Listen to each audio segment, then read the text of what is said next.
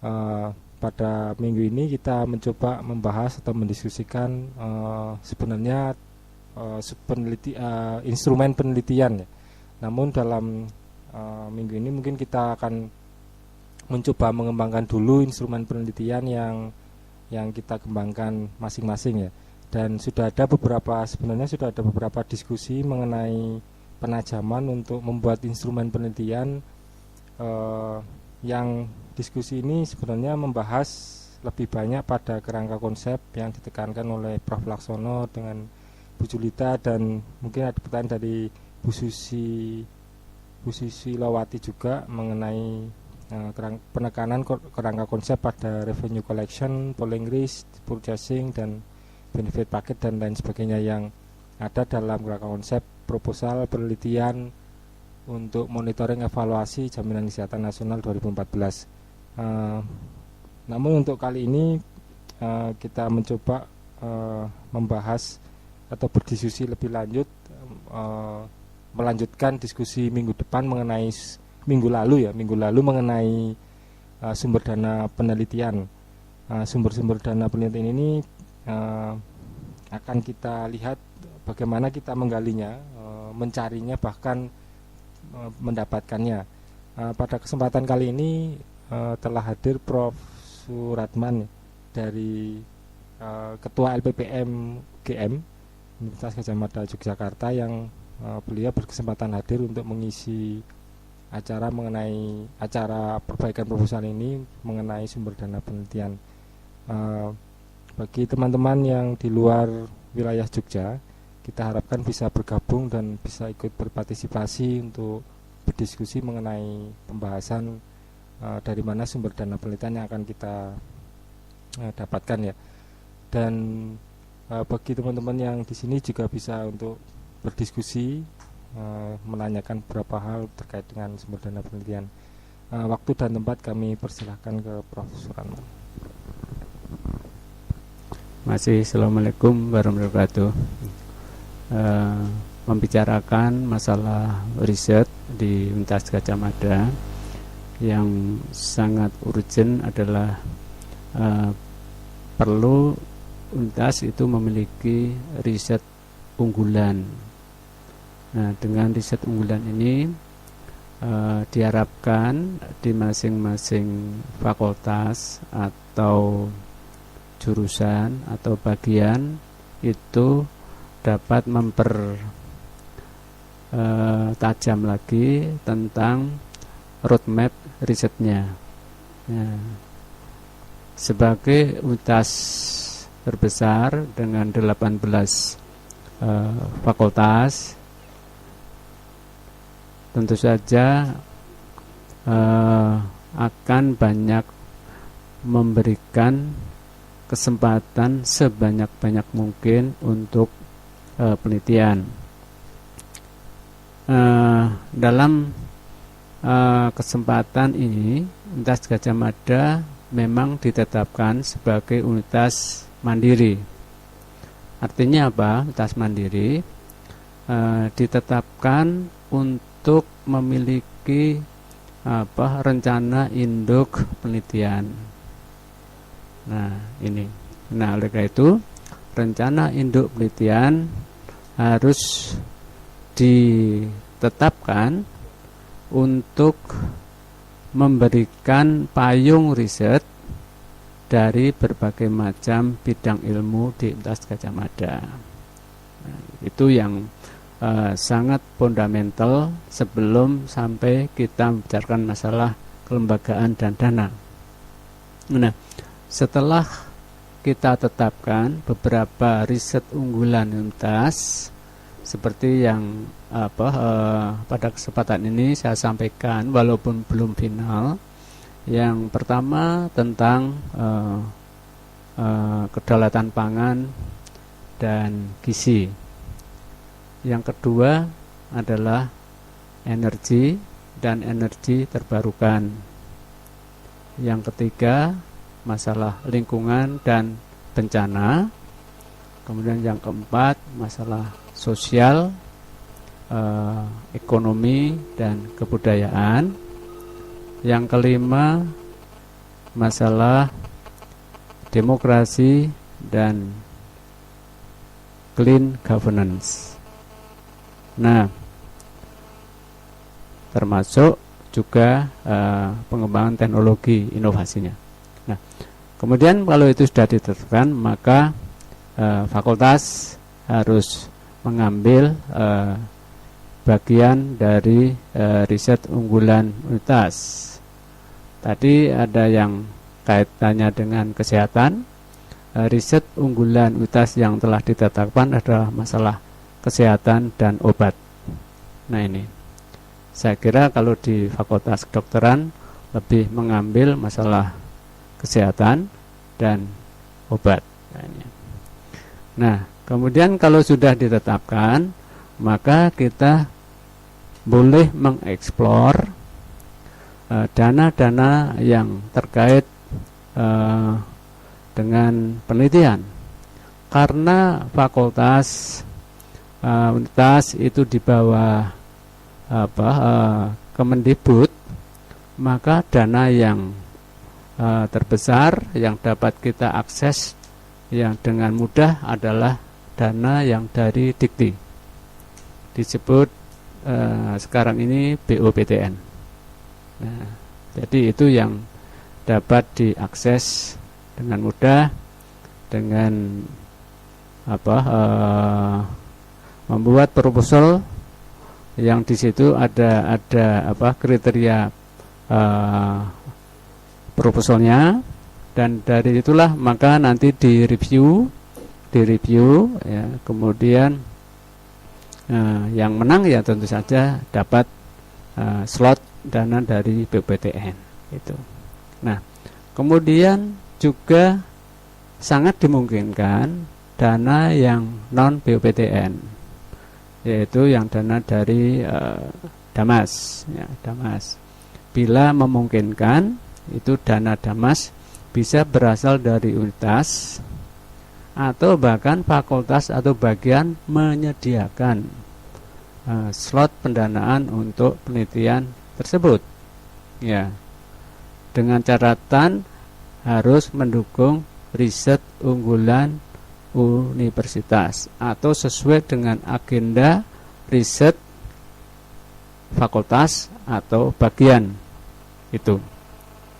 Nah, kemudian juga dari LPPM itu memfasilitasi untuk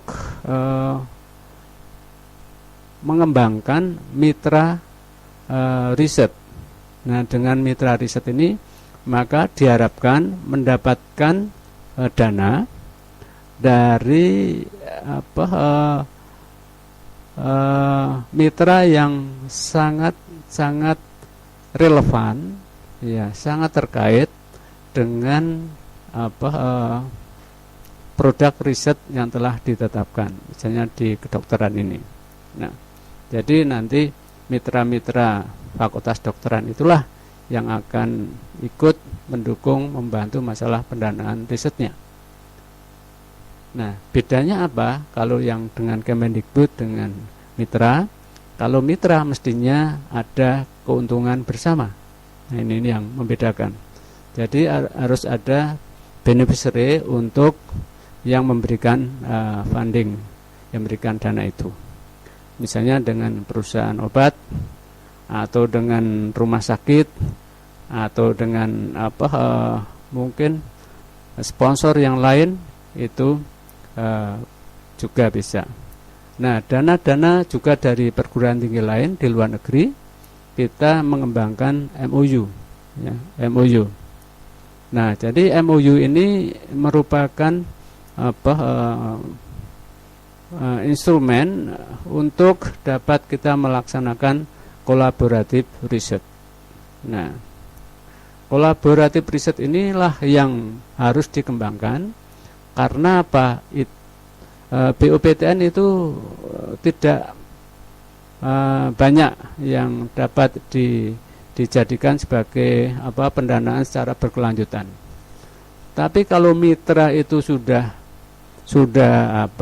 tahu bahwa saling menguntungkan, maka justru itu yang akan sustainable Ya, ini apa strategi untuk pengembangan dana.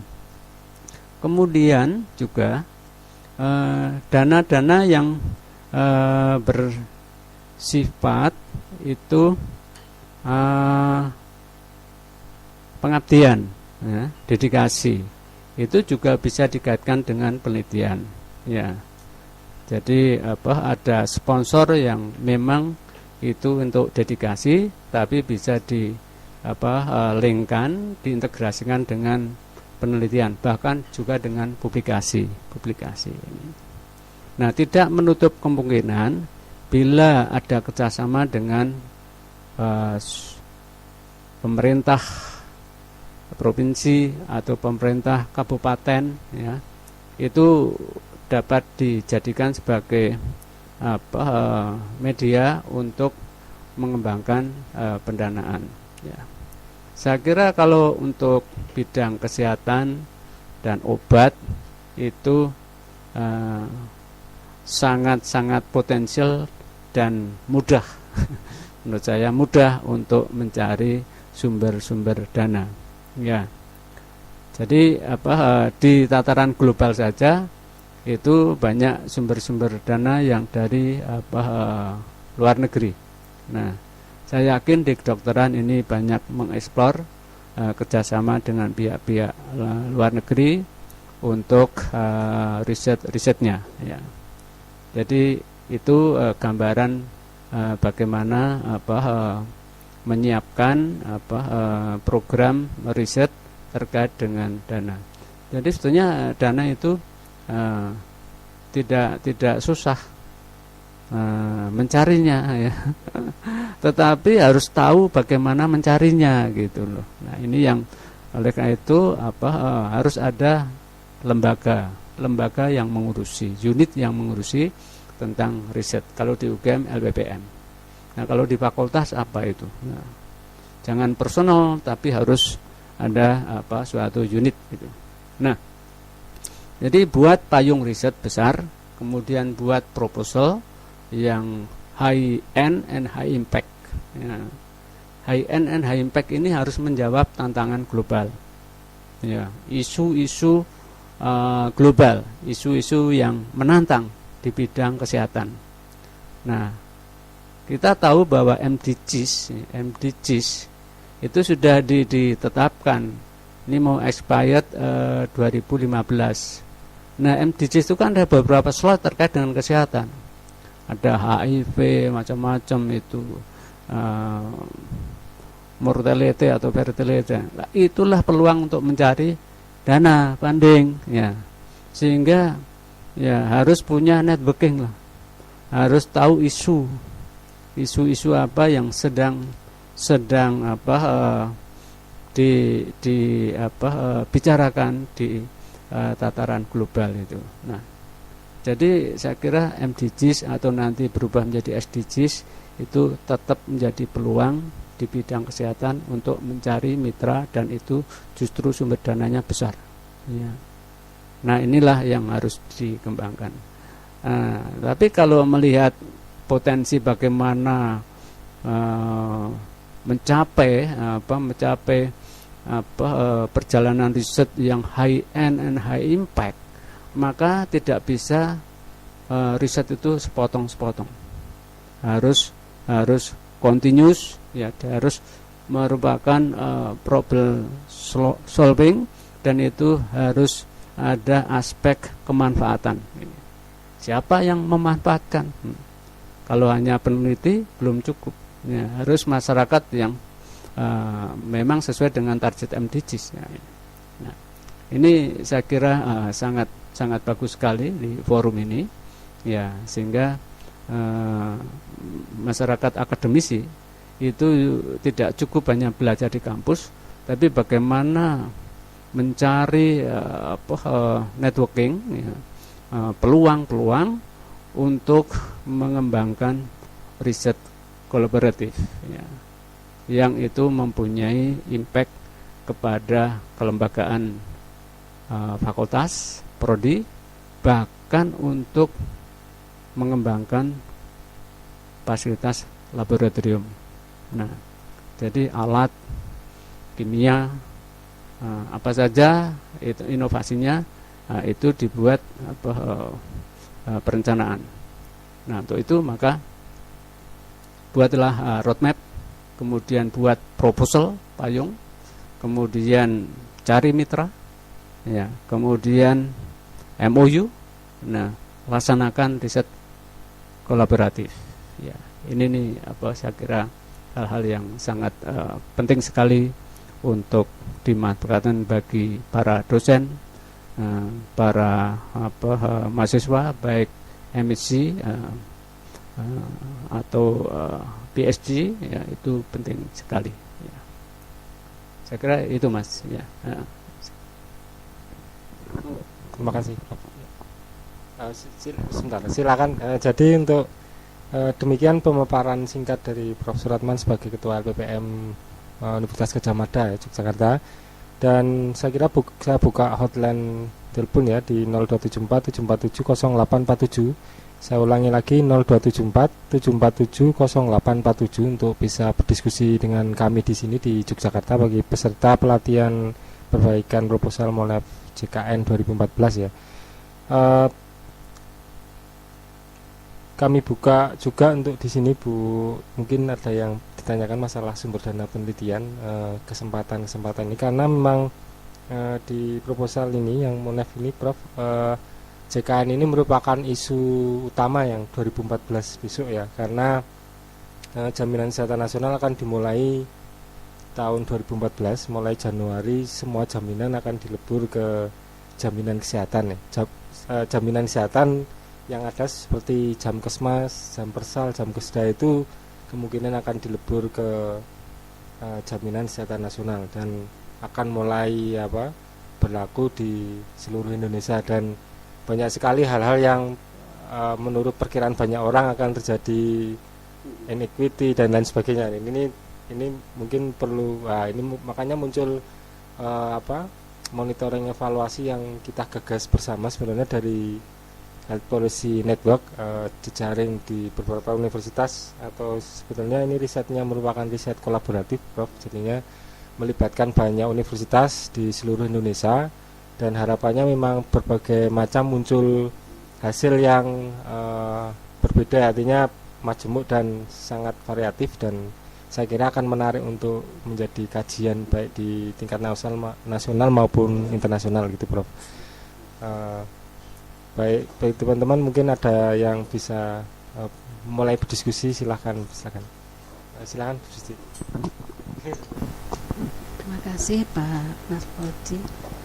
Prof, saya ingin bertanya justru yang ingin saya tanyakan justru apakah atau bagaimana kemungkinan untuk memperoleh dana penelitian tentang JKN ini dari LPPM itu Prof, justru yang kami inginkan sekarang. Memang untuk fakultas kedokteran kan sudah sering melakukan kolaboratif riset, cuma mungkin kami justru ingin bagaimana, apakah LPPM ini bisa mensupport penelitian ini juga,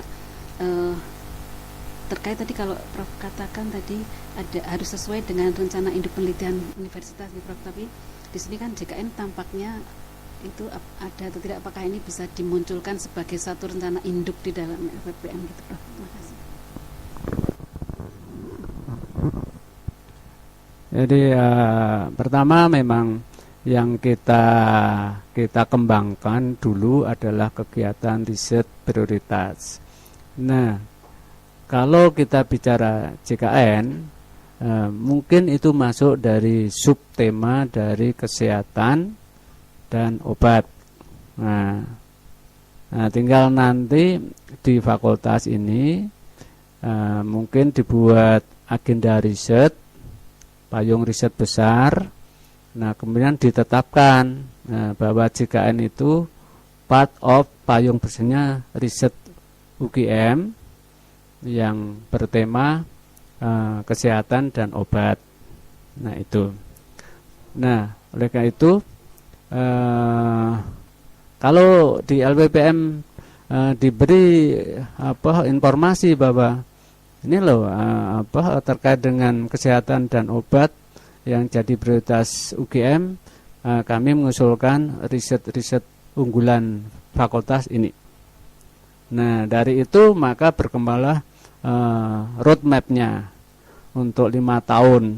Nah, jadi kami memikirkan membiayai yang memang memiliki riset sustainability-nya, ya. Dan kita tahu produk-produk antar fase demi fase itu tahu kemanfaatannya. Nah, itulah yang kami fasilitasi di LPPM.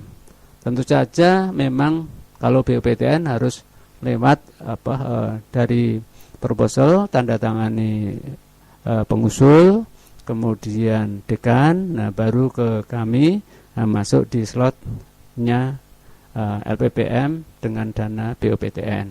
Itu jadi sangat bisa. Tapi ya itu harus sesuai. Ini kalau risetnya nggak sesuai dengan riset unggulan universitas, ya kami mungkin kurang bisa menerima. Jadi tapi sudah kami berikan tema besarnya yaitu kesehatan dan obat. Itu toh ya, tinggal nanti di mana posisi JKN ini di situ. Mungkin itu kaitannya dengan kesehatan ya. Ya kan mesti masuk itu. Sangat masuk. Ya, sehingga itu kalau apalagi kalau sudah ada buku agenda riset fakultas dokteran kemudian dikirim ke kami, lah kami bisa melihat oh ini proposal yang diajukan dari bagian ini adalah terkait dengan ini ya.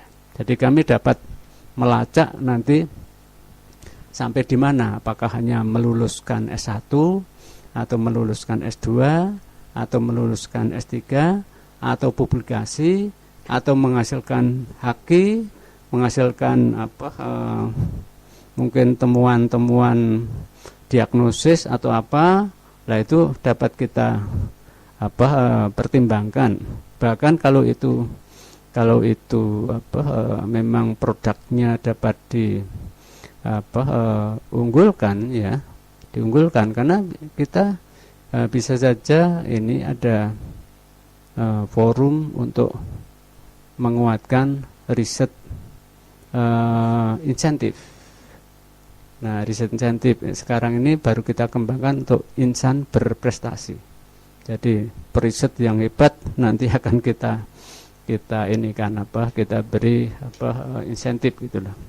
Nah, ini sedang kita pikirkan. Kalau risetnya bagus terus gitu, ini perlu diberi kinerjanya bagus, perlu diberi insentif gitu. Jadi prinsipnya LPPM sangat mendukung dan itu bisa diakses ya dengan statement bahwa itu linknya adalah dengan riset unggulan universitas itu. Ya, saya kira itu terima kasih. Fakultas ya harus diketahui oleh dekan, mengetahui dekan itu sangat bisa. Tapi mestinya juga multi level funding itu mestinya disediakan ya. Misalnya fakultasnya menyediakan itu. Jadi jangan satu funding, kalau satu funding nanti spirit risetnya menjadi kurang. Jadi semakin banyak multi funding riset, grup-grup risetnya itu akan berkembang sehingga keilmuannya itu akan dapat juga meningkat ya temuan-temuannya, atau bahkan yang di delivery ke masyarakat atau ke akademisi lain juga bisa. Kami juga fasilitasi begini, kalau bisa kolaboratif itu antar university.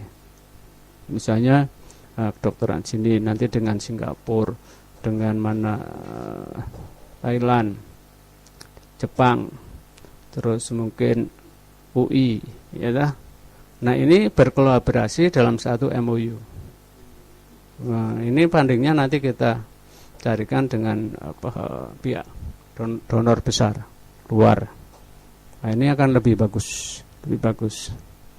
Jadi akan menambah cakrawala akademiknya itu. Bis lainnya keilmuan, wah Itu kita tuh sudah leading ya daripada Thailand leading. Nah, jadi kelihatan di situ ya. Itu akan lebih bermanfaat. Jadi jangan sampai sekarang kita menghindari satu MOU ya. Jadi perguruan tinggi ini hanya udah 2 aja cukup. Enggak, kalau bisa kita 3 atau 4 atau 5 gitu. Sekaligus ya. Jadi nanti hostnya pindah-pindah gitu ya. Ya. Itu akan lebih meningkatkan masa depan networking yang betul-betul kuat. Dan itu pengakuan dunia kalau networkingnya itu banyak dan itu bagus, roadmapnya kolaboratif bagus, maka itu akan dapat lebih menjadi pendanaan yang bisa berkembang terus. Itu saya kira itu. Terima kasih Prof. Mungkin ada lain, silakan Bu Susti.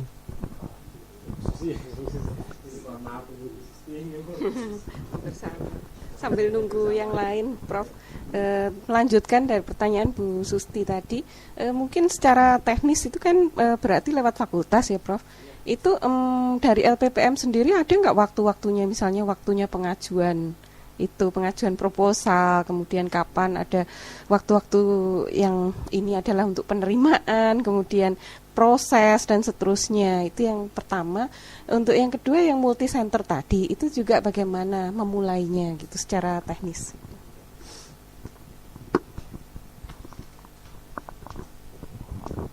Ya, sebenarnya ada media yang kita umumkan di webnya LPPM. Ada dulu LPPM gitu, bisa dibuka, atau sekarang mau ganti dengan Prisma. Nah, jadi di situ ada pengumuman bisa diunduh kapan itu dibuka proposal itu ya.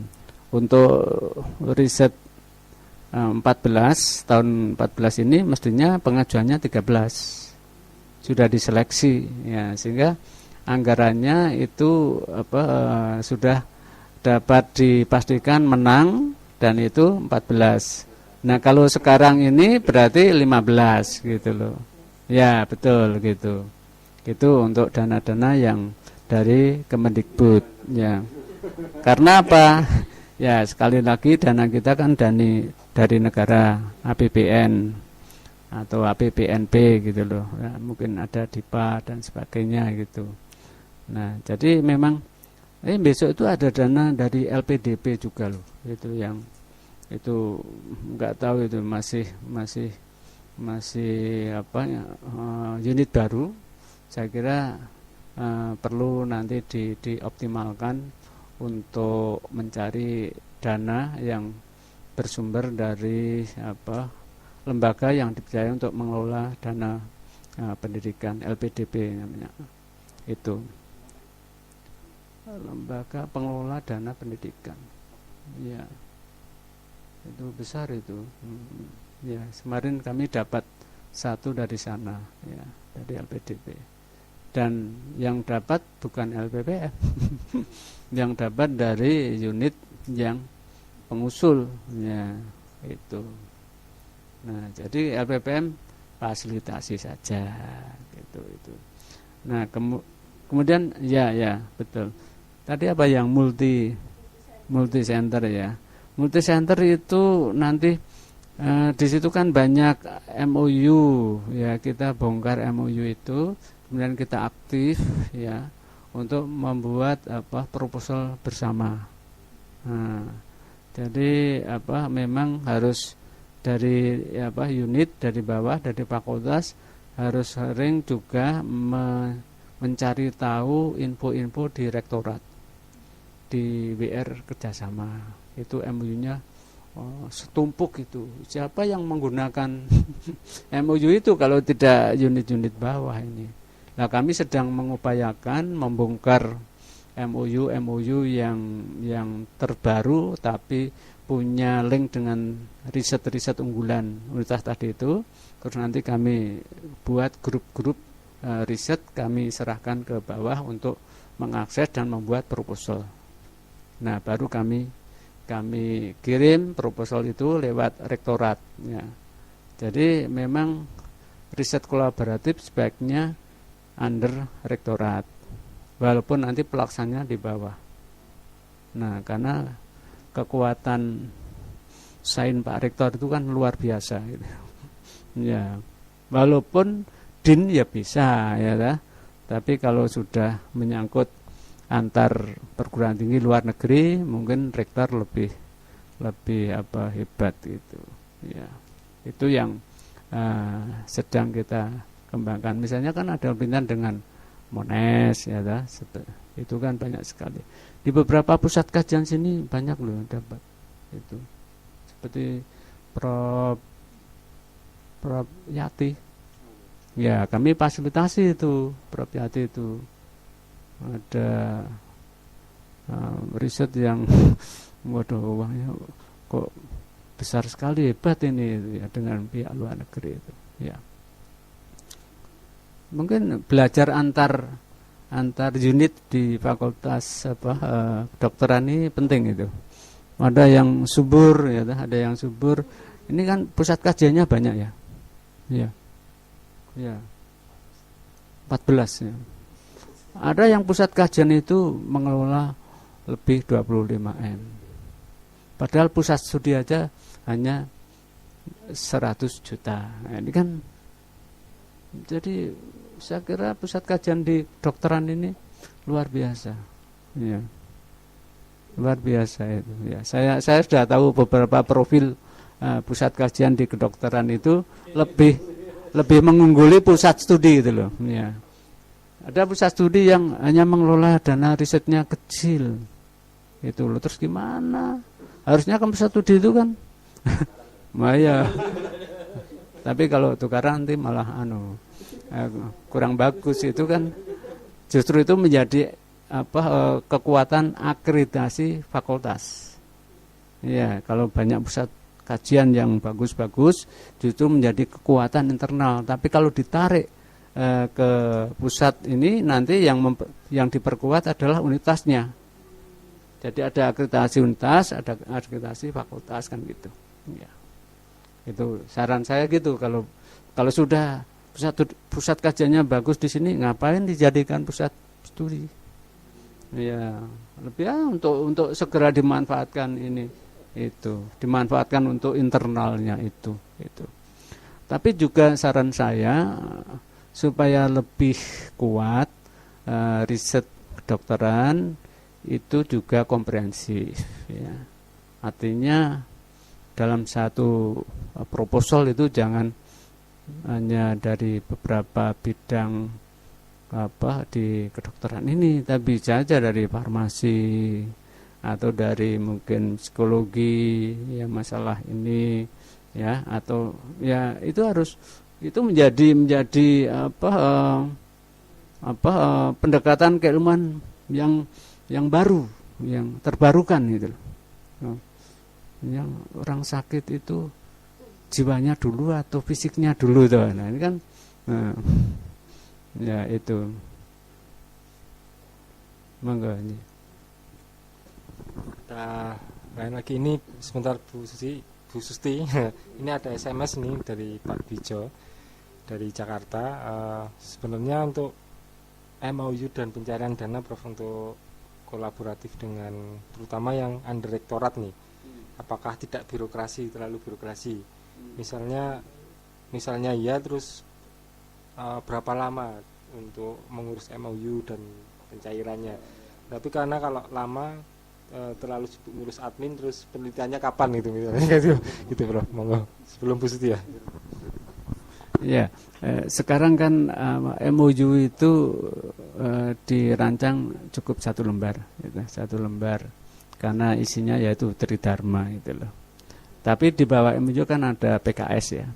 Nah, kalau MOU cepat sekali ya. Yang lama tuh sainnya, sain rektor sana, sain rektor sini, itu yang agak lama.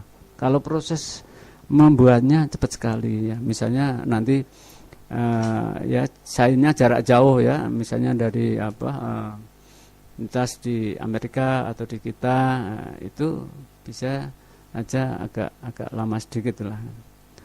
Tapi yang terpenting juga bahwa harus melahirkan PKS ya. Nah, PKS inilah yang nanti unit-unit dapat mengambil bagian untuk risetnya gitu loh. MOU belum cukup, tapi boleh saja fakultas itu MOU juga boleh, ya, boleh. Ya. Jadi tidak dilarang gitu. Ya. Tapi nanti din dengan din gitu ya. Antar dekan, itu dekan dokteran sini dengan dekan dokteran lintas mana itu buat MOU itu boleh. Tapi tidak boleh kalau ini sini rektor sana dekan, nah, itu tidak boleh. Jadi harus ada kesetaraan itu. Boleh itu menjalankan MOU. Nah, nanti PKS-nya yang bagian dengan bagian itu misalnya gitu. Ya itu boleh ya. Jadi kita kalau untuk MOU sekarang sudah semakin cepat ya, semakin cepat. Bahkan sekarang itu ini baru ada ini riset kolaboratif dengan Jepang Group ini. Sekarang baru rame di sana untuk konsorsium ya. Jadi membuat konsorsium riset itu bagus ya, itu supaya nanti dia membantu funding ya. Seperti kalau diajak ya mau saja ya. Sekarang ada banyak Eropa itu pengen menggandeng kita. Nah, kamu UGM ya, ikut ya. Oke, ikut. Terus dia buat proposal, nah, kita masuk di slotnya mereka. Nah, itu juga kita enggak masalah itu. Ya, banyak itu. Ya. Jadi Jepang, terus kemudian Jerman, DAAD ya kan? Itu menggandeng kita. Dia yang buat proposal. Ya, kita ikut risetnya. Sampai meluluskan double degree dan sebagainya. Nah, itu keuntungan kalau kita mau ya. Ya, tapi kalau kita ingin lead ya kita harus membuat di atas, mereka di bawah gitu. Kalau di atas berarti kita harus mencarikan dana. Ya. Itu konsekuensinya. Bisakah kita lead di atas dengan kita cari dana? Nah, kalau bisa berarti itu hebat ya. Tapi sementara ini ya kita di second layer lah. Dia yang cari dana terus kita ikut di situ itu ya. Nah, itu yang kami punya contoh kerjasama yang dibiayai oleh DAD dengan tema khusus itu CNRD ya. CNRD itu bagian dari MDGs ya. Jadi ada Center for Natural Research and Development. Nah, jadi dikhawatirkan dengan banyaknya penduduk bertambah, maka ada krisis air, ada masalah bencana. Nah, itulah ada program dari Jerman, riset kolaboratif CNRD, ada risetnya, ada publikasinya, ada tutorialnya, ada pembelajaran jarak jauhnya, ya, ada perbaikan kurikulum di antara itu. Akhirnya ada dosen-dosen itu yang ngajar di Brasil, ngajar di Afghanistan, pindah-pindah gitu sampai 9 perguruan tinggi, dana dari DAD. Terus murid-muridnya KKL bersama, kuliah bersama itu. Suatu kita kuliah di Vietnam bareng, terus nanti suatu kita di sana seminar bareng lah. Ini menjadi Global Climate Academic. Ya, itu kalau itu saya acungi jempol, itu luar biasa itu. Nah, kalau di sini ya di kedokteran ini saya kira peluang seperti itu luar biasa ya. Kebetulan kami contohnya di geografi. Ya, contohnya waktu saya dekan itu saya wah ini bagus ini. Ya sudah, enggak apa-apa, kita masuk konsorsium networking itu ya. Under DAD. Sponsorship selama sekarang masih mungkin 5 tahun. Sekarang sudah menghasilkan 3 doktor ya, 3 doktor. Jerman, terus Indonesia itu. Itu saya kira salah satu skema yang mungkin itu skema yang disebut skema baru karena global education Ya, jadi perubahan global education itu nggak bisa ditolak. Pasar edukasi dunia itu mau tidak mau kita harus merangkul. Nah, kalau kita nggak mau, kita tergilas. Itu. Kalau kita mau, kita harus speed up. Nah, kita harus percaya diri, kita bisa. Seperti mereka. Nah, itu yang harus ditantang dari para grup riset ini. Ya, monggo itu Bu Susti. Terima kasih Prof. Bu Susti ada yang bisa Terima kasih Pak Odi. Prof tadi kaitannya tadi kalau ya pendanaan tadi Prof katakan harus 1 tahun ya Prof ya, kalau misalnya kita untuk tahun 15 sekarang tahun 14, tapi terkait dengan ini Prof, ini kan isu BPJS ini kan isu kritis ya Prof ya, yang tahun depan itu tanggal 1 Januari itu sudah akan dijalankan. Sementara implementasi BPJS ini tentu membutuhkan evaluasi, membutuhkan masukan-masukan dan sebagainya. Dan ini membutuhkan hal yang segera gitu, Prof.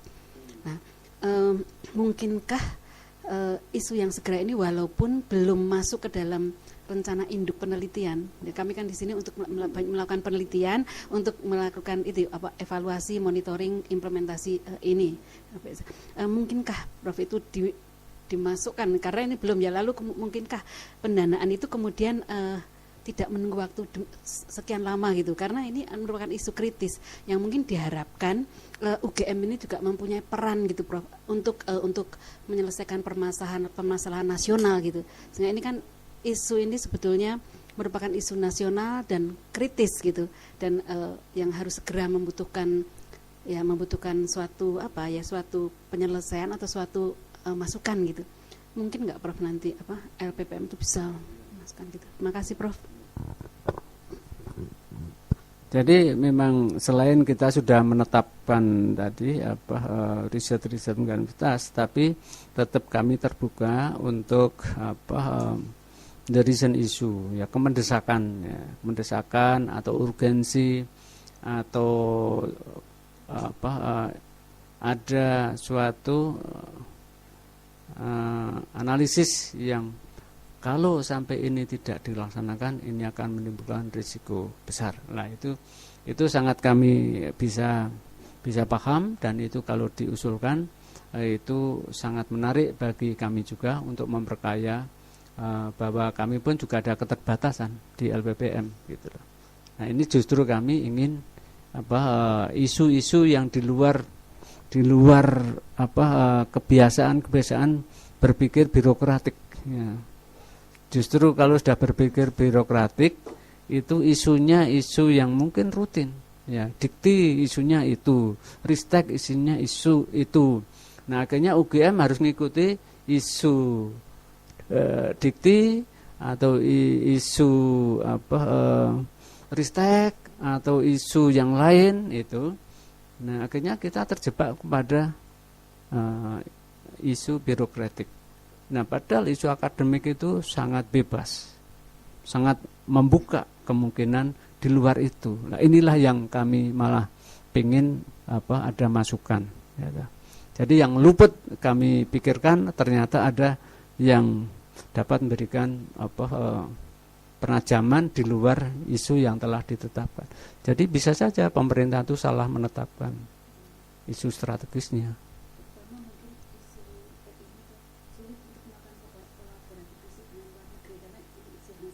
Iya.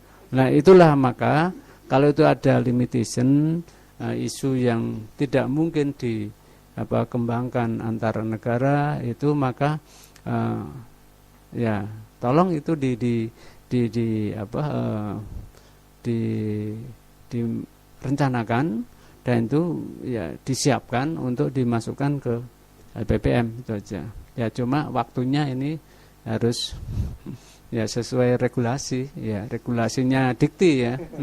Bukan regulasinya LPPM tapi regulasinya dikti. Tapi in case itu ada pembicaraan khusus ya, kemendesakan, maka itu bisa tanggung jawab antara fakultas dengan rektorat ya mungkin ada terobosan untuk mencarikan funding di luar yang sudah rutin tadi itu. Jadi kami sangat senang kalau tidak stagnan. Terus nanti peneliti menjadi nggak bergairah, itu saya nggak suka juga. Jadi bagaimana ini kita memerlukan breakthrough-nya itu, terobosannya apa, kemendesakannya apa, bicarakan, jangan disimpan di bawah, dibawa ke atas ke kami bawa ke rektor, kemudian dibawa ke RKU, mendesak, putuskan, carikan dana. Itu strategi kami yang kami lakukan. Ya. Dan sampai sudah ini spiritnya hebat, kemanfaatannya ditunggu oleh negara, tapi justru nggak ada yang mengurus itu. Ini saran saya seperti itu. Masih. Monggo kalau ada yang lain.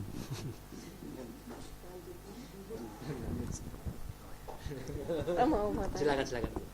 Ya, tadi Prof melanjutkan yang tadi untuk menunjukkan kemendesakan tadi itu kira-kira apa yang menurut Prof gitu?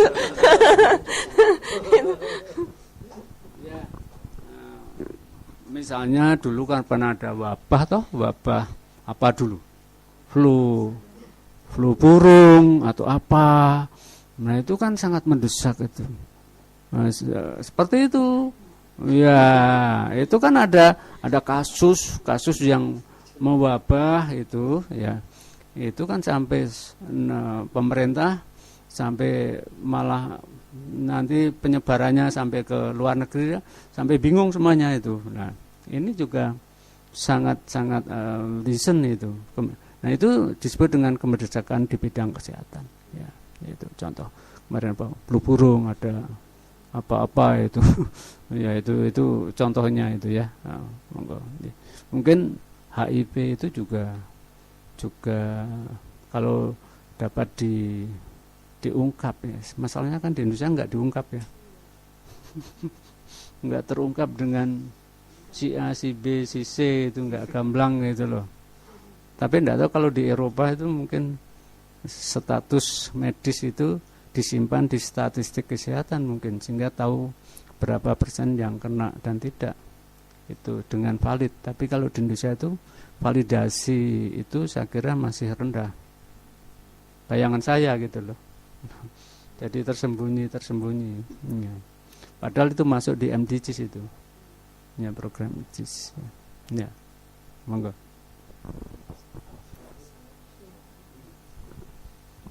Tadi menyambung yang awal lagi, Prof.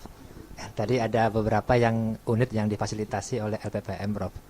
Nah, kira-kira mekanisme dan bagaimana supaya bisa difasilitasi oleh LPPM itu, karena memang kalau LPPM yang mengajukan atau itu lebih dahsyat dibandingkan kalau unit yang mengajukan, Prof.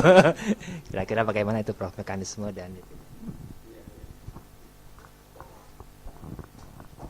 Ini maksudnya yang bersumber dari mana sumber dana? Dari luar. Oh iya, memang kalau yang dari Kemendikbud itu LPPM hanya untuk lewat aja. Nah, itu tidak masalah. Tapi justru yang peran LPPM untuk sama-sama mencarikan dana itu menjadi yang lebih menarik. Gitu. Oleh karena itu strateginya kita buat misalnya working group. Terus ada tawaran, kita buat working group untuk merespon. Itu adalah LPPM yang fasilitasi. Nah, sehingga sekarang ini misalnya LPPM telah berhasil dengan kerjasama dengan Mones, ya, kemudian dengan beberapa ini mungkin Norway, ya, itu melalui ini riset kolaboratif. Jadi ada working group kemudian membuat proposal, kita fasilitasi, kemudian goal menang. Itu yang kita lakukan. Jadi kompetisi yang sifatnya sudah tidak terlalu melelahkan. Nanti ini sudah membuat tapi ternyata nggak dapat apa-apa. Nah, itu kami menghindari itu kalau yang riset kolaboratif ini, ya. Jadi dengan landasan bahwa memang MOU dan tawaran itu sudah yakin itu. Ya, jadi ya. Tapi kalau sudah kemarin dengan mana ya, dengan New Zealand ya, New Zealand atau mana sih tentang energi itu. Nah ternyata ada 2 grup. Aduh, gimana caranya kalau 2 grup ini muncul? Padahal yang diambil 1 grup saja. Ya sudah, coba maju dua-duanya, enggak apa-apa ya, maju ya, enggak apa-apa Pak. Enggak, siap menang, siap kalah loh. Akhirnya 1. Nah, tapi yang 1 ini kan tetap bagus ini. Nanti carikan funding di tempat lain. Jadi supaya tidak ada kekecewaan. Kan dia sudah lembur, sudah mikir, sudah berantem, ya. Itu kan membuat perusahaan berantem itu. Ya. Nah, itu yang kami fasilitasi. Nah sekarang ini kami dengan pusat studi baru saja berdialog workshop untuk riset pangan dan energi kolaboratif. Gimana ya kalau UGM nggak bisa punya uang banyak, tapi kita punya nama, kita punya SDM, punya networking. Gimana kalau saya beri seed money untuk membuat proposal, terus kami bantu untuk hunting gitu loh.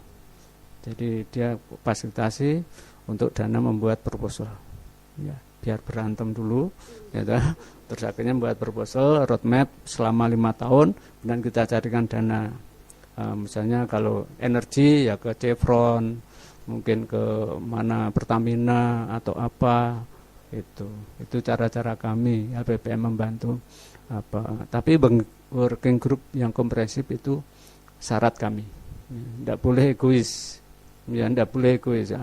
Kami dari kedokteran ngusulkan tolong dibantu. Wah ya itu levelnya Pak Dekan kalau satu rumah gitu loh. Jadi LPPM harus banyak rumah yang dapat dibantu, lintas bidang, lintas ilmu, lintas profesor, itu yang kami bantu. Ya.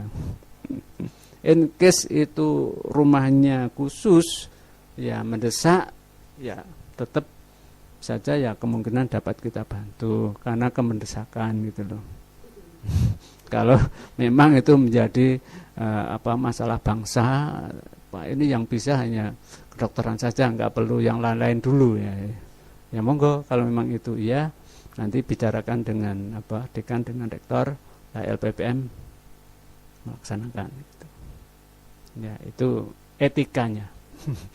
Etikanya begitu. Nanti kalau enggak, ini ketua LPPM hanya pro dengan fakultas ini, ya itu yang repot. Ini jadi terbaca nanti itu. Itu aja sebenarnya, menghindari supaya tidak ada konflik dalam manajemen yang tidak sehat gitu ya. Ya, makasih.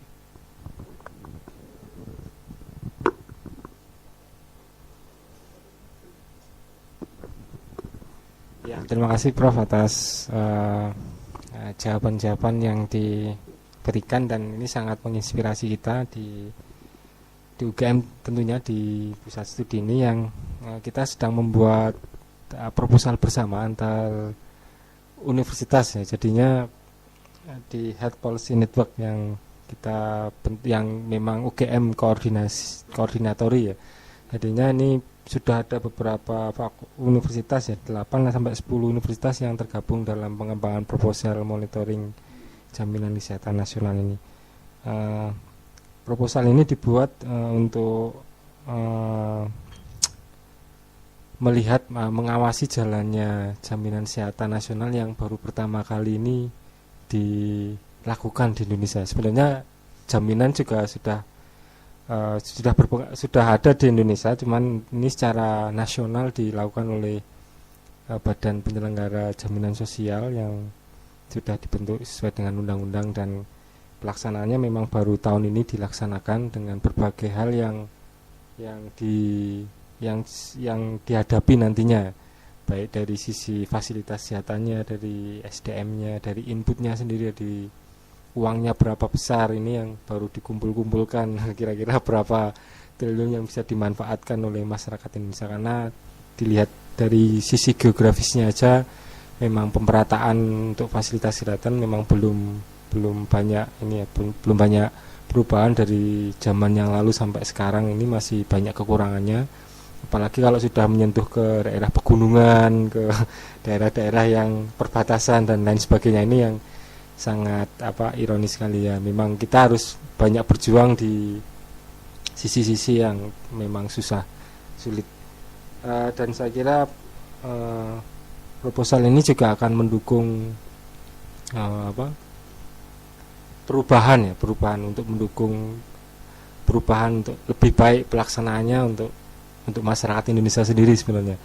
Dan ini sangat kita dukung sekali ketika ada informasi mengenai kolaborasi LPPM yang artinya proposal kita ajukan LPPM, mungkin kita bisa mengajak ke ekonomi ya, mungkin yang untuk meneliti dari sisi pembiayaan untuk kesehatan di kedokteran, mungkin di rumah sakit pendidikan juga di sisi klinisi, mungkin kita juga bisa berkolaborasi bareng untuk mengajukan proposal ini ke LPPM untuk fasilitas mencari pendanaan yang lebih besar mungkin Prof. Jadinya mungkin itu harapan kami, dan kedepannya proposal ini akan terus kita kembangkan karena memang pengembangannya bersama-sama di perbaikannya ini juga, dan kita sudah mencapai tahap instrumen penelitian sebenarnya Prof di tahap akhir proposal ini, dan kita berharap akhir Desember ini bisa final dan bisa dilakukan uji cobanya di awal Januari juga, karena bersamaan dengan mulainya JKN bersamaan pula dengan mungkin uji coba proposal, maksudnya untuk melihat data-data di lapangan mana aja yang sudah ada dan sebenarnya ya Prof. Jadi mungkin di bayangan kita 6 bulan pertama ada monitoring dulu, nanti evaluasinya setelah 1 tahun pelaksanaan itu Prof. Jadinya tahap awal dulu apa dulu yang kita teliti, dan di pertengahan tahun apa, di akhir tahun apa, dan nanti kelanjutannya seperti apa, karena kita harapannya juga menghasilkan policy brief ya untuk pengambil kebijakan ya. Itu Prof. Ya. Sebenarnya itu punya pemikiran begini, ini periset itu kan luar biasa ya, idenya dan mungkin inspirasinya itu luar biasa. Kalau garap secara terus menerus dalam suatu studio itu penting sekali untuk sharing, kemudian menemukan banyak bank proposal ya, bank proposal itu banyak sekali. Nah kemudian di situ kalau banknya proposal ada, bisakah itu ada bank uang betul-betul swadaya? Ini yang sedang saya pikirkan, kenapa periset kok selalu tergantung dengan dana luar? Mengapa tidak ada profesor itu meneliti dengan dananya sendiri? Itu loh, makanya itu kalau dibuat grup itu bisa menyisihkan itu untuk rule fundingnya ya, rule fundingnya itu kan menjadi tradisi yang bagus, kembangkan terus ya. Iya itu ada betul-betul bank uang, bank proposal dan bank uang itu ada gitu loh, dan itu bisa menjamin tidak perlu regulasi yang sangat komplikasi. Nanti Pak saya minta uang ke Pak Dekan untuk ini. Jadi ini menjadi aset bersama, tapi di luar kelembagaan. Dan ini menjadi catatan, misalnya tidak tahu caranya gimana itu, apakah itu honornya disisihkan itu, tapi menjadi kekuatan sosial guyub rukun gitu loh. Ini harta karun selama riset turun-temurun. Nah kalau bisa seperti itu ikhlas, wah itu peneliti yang betul-betul waskito bahasanya gitu. Peneliti yang memikirkan generasi cucu-cucunya.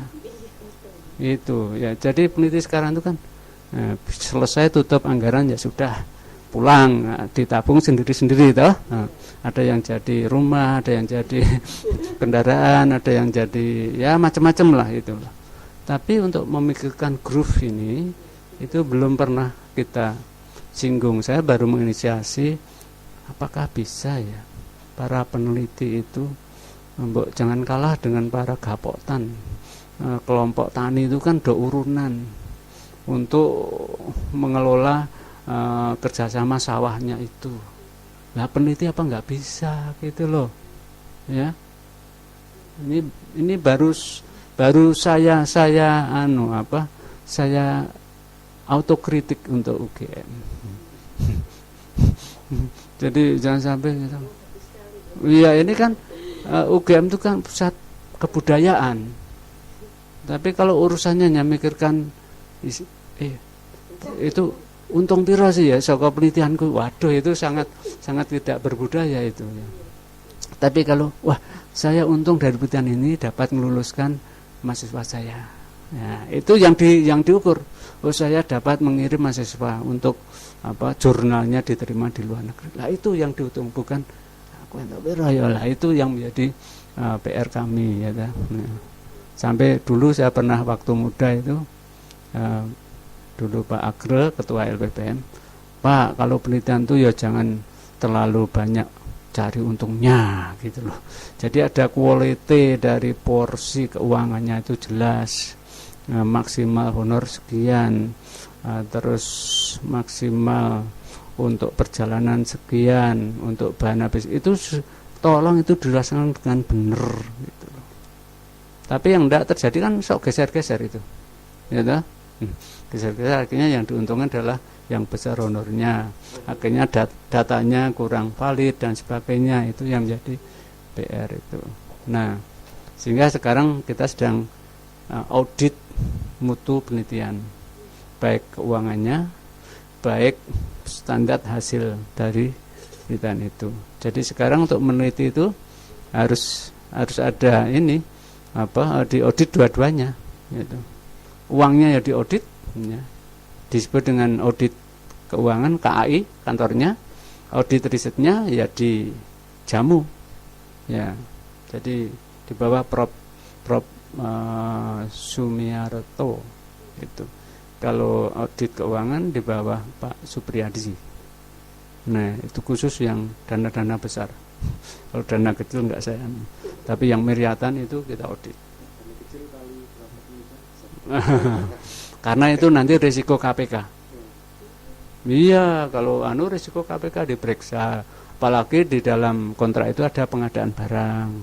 Nah itu, jadi kami harus hati-hati juga. Saya kira itu. Terima kasih Prof.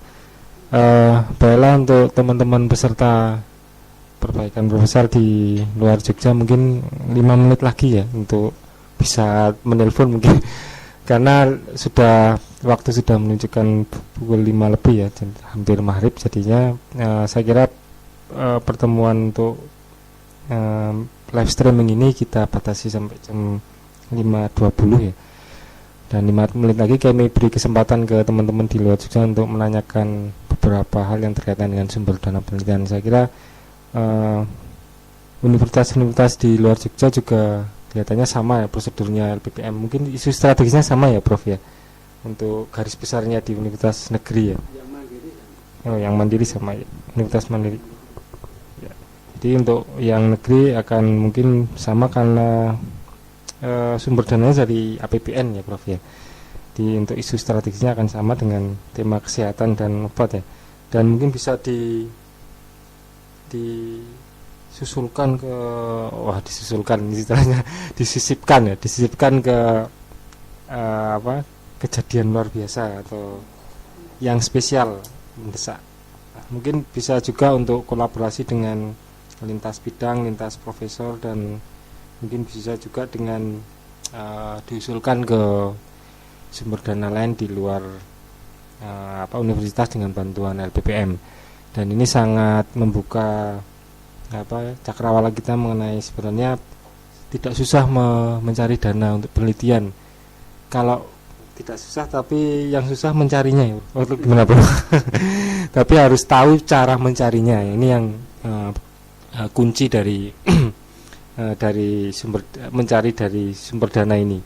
Sebenarnya dana itu tidak susah, tetapi harus tahu cara mencarinya. Ini yang penting bagi kita semua peneliti-peneliti di Indonesia agar bisa lebih berkembang dan tidak mengandalkan dana dari luar mungkin ya, karena tidak selamanya dana dari luar itu ada ya Prof ya. Mungkin ya Prof.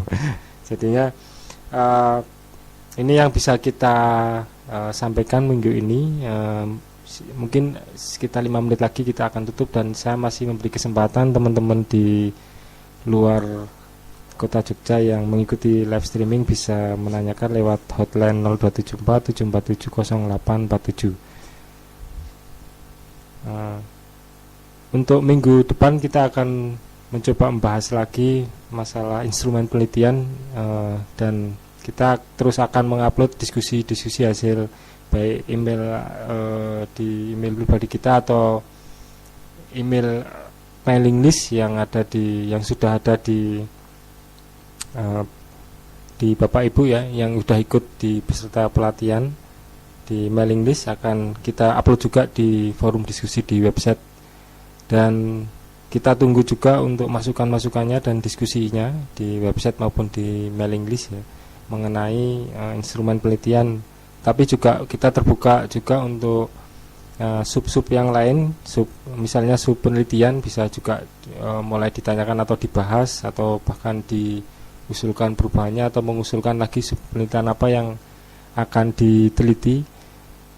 Kemudian mendalami kerangka konsep yang sekarang kita juga sedang mendalami dari revenue collection, pooling, dan purchasing yang sudah kita bahas minggu lalu. Demikian harapan kami pada Bapak Ibu peserta pelatihan perbaikan proposal Monef, dan kami ucapkan juga Prof. Suratman dari Ketua LPPM Universitas Gadjah Mada yang bersedia mengisi sebagai narasumber untuk bagaimana sumber dana penelitian itu kita gali ya.